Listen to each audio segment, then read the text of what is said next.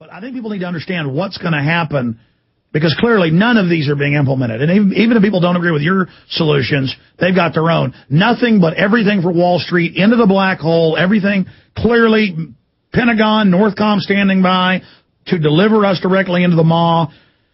And we've got Zoellick, warns stimulus sugar high won't stem unemployment. So what's this doublespeak? Top neocon World Bank President Robert Zoellick, literally an Israeli agent publicly, warns policymakers that fiscal stimulus plans are insufficient to turn around the real economy, and rising joblessness threatens to shut off political unrest across the globe.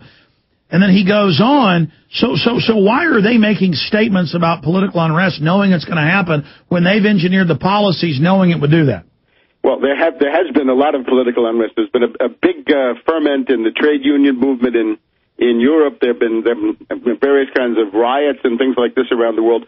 And that's why I'm saying the program is absolutely critical. In other words, you can get a mass movement going under these circumstances, but if the Democratic Party collapses, you've got to have an actual program to get out of the depression. I would say that's the golden question of right now. In other words, the most precious wisdom in the world is, how do you actually get out of a depression? And I believe I know, and that's what I put into this book, Surviving the Cataclysm, which people can get from Progressive Press, and then I hope soon from you. Yeah, folks, just Google Surviving the Cataclysm, Webster Tarpley. Look, resistance, okay? A couple of other things going around. The French government, of all people, the French government has now proposed a Tobin tax, the securities transfer tax. In other words, something like a 1% sales tax on Wall Street bankers as they do their trillions of dollars. I only support that if it's implemented by the nations, not by the very bankers themselves. Well, it's implemented against the bankers themselves. They're the ones who pay it. No, but you understand the UN and the bankers have been proposing a Tobin, but on our money transfers to bring in a global model. On derivatives, on the rest of their speculation. Another example, the banks they have now bid the price of oil up to $67, $68. Now, remember who this is. This is Goldman Sachs and Morgan Stanley, and they operate through the London ICE exchange. You can see it. They did it last year. They got it up to $150, $160. They're trying to do it again. So that's their thanks. You bailed them out with the TARP. Your tax money went to Goldman Sachs and Morgan Stanley, which are now banks.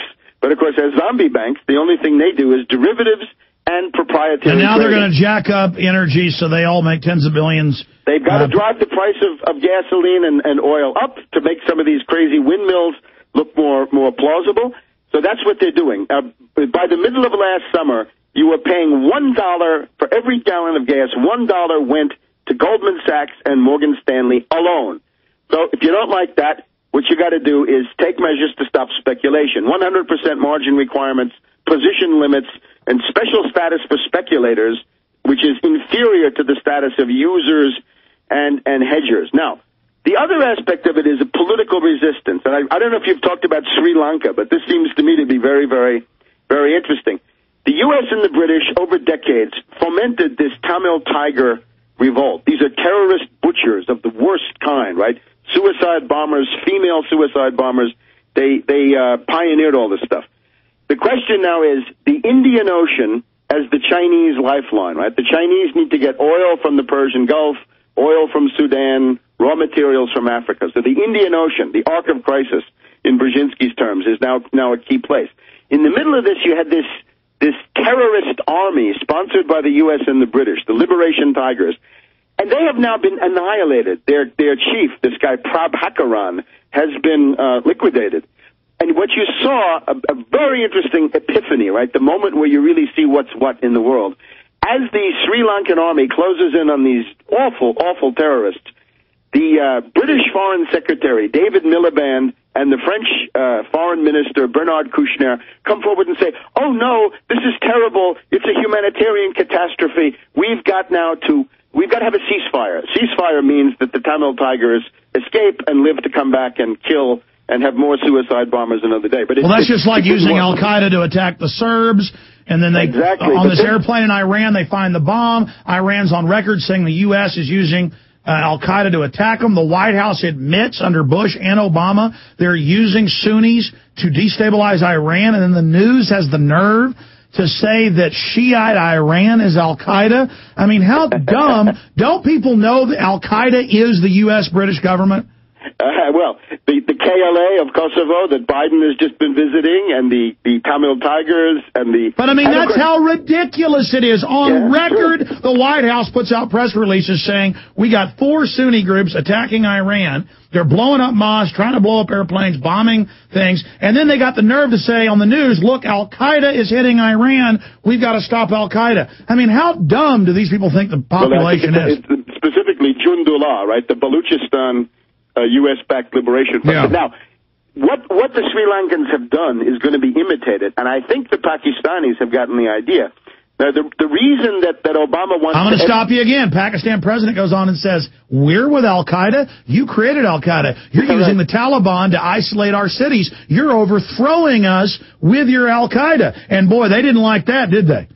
But the answer is now what the Pakistani army seems to have done is to say what the Sri Lankans have done we can do, and that is to say take the conventional Pakistani army, go into the Swat Valley, and basically wipe out the Taliban, which are largely people now who have been recruited by the Indians and by the CIA in Afghanistan and then sent into Pakistan to overthrow the government. Those people seem to have been pretty much mowed down. So about 1,500 so-called Taliban, in other words, CIA secret army types, have been wiped out in the Swat Valley.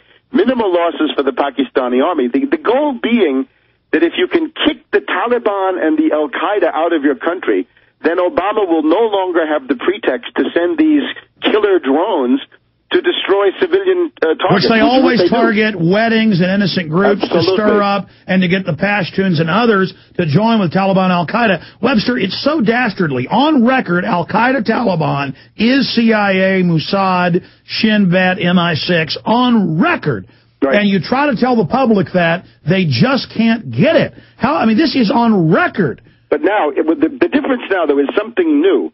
That under Chinese auspices, and this is simply what's going on, like it or not, they've figured some of this stuff out. It's called the string of pearls, right? The Chinese say, well, we need to have Thailand, Burma, Myanmar, we need Bangladesh, we need Sri Lanka, we need the Seychelles, the Comores, we need to get over to Sudan and Zimbabwe. These are your Chinese allies, and this is what Brzezinski and Obama and the Clinton State Department are attacking. So there's got then to be a resistance, and the Chinese are basically showing them how to do it. With Chinese help, the Sri Lankans have wiped out these Tamil Tigers, and it may well be that with Chinese help, the Pakistanis are going to liberate themselves of the presence of these Taliban and Al-Qaeda. Right, I got to shift gears. It's a very promising sign in the world. I think highly interesting. People should know about it. Webster, we got to have you up longer in the near future to really let you run all this because you're such an expert on it all, and we really appreciate your time. But going back here, but at the same time, China is Siamese twins here with the United States and the West owning the majority of our debt. And are they going to continue to hold the dollar? How do you see things unfolding versus... There's a big debate in China now because it is, of course, crazy for a developing country that needs to buy capital goods to hold large amounts of dollars, paper dollars in the form of these treasury bonds. The Chinese leadership, they show they're really not as clever as they thought they were. They seem to believe in money in terms of paper money, dollars. Well, these are just green pieces of paper. If you get some dollars, what you damn well better do with them is go and buy some capital goods, go and buy steel mills, go and buy locomotives. Well, they're starting to do that, though. China's moving into copper, gold. They're starting to do it. And that was the moment, the gales of laughter for Tiny Tim Geithner, the tax cheat, the TurboTax man, when he went to Beijing University and they basically guffawed him into non-existence when he said, I want you to know in the worst way that your investments in U.S. Treasury bonds are safe and sound, and they just all started laughing. And I think that's a turning point of world history because it's just untenable. Because they know a slime bag corporate thief that's destroyed America, a little spider is in there, and it's all just a big joke to them. They're trying to prop up their biggest market. But, I mean, I think the decision has been made globally that it's the end. And I guess we'll just be ruled by a bunch of Geithners and Summers and Rubin running around with military. In the time we've got, Webster, then how do you see this unraveling? And now, have you seen the TV ads they're running nationally with people in black and red uniforms marching and they're openly announcing that they're going to be on the streets and are on the streets.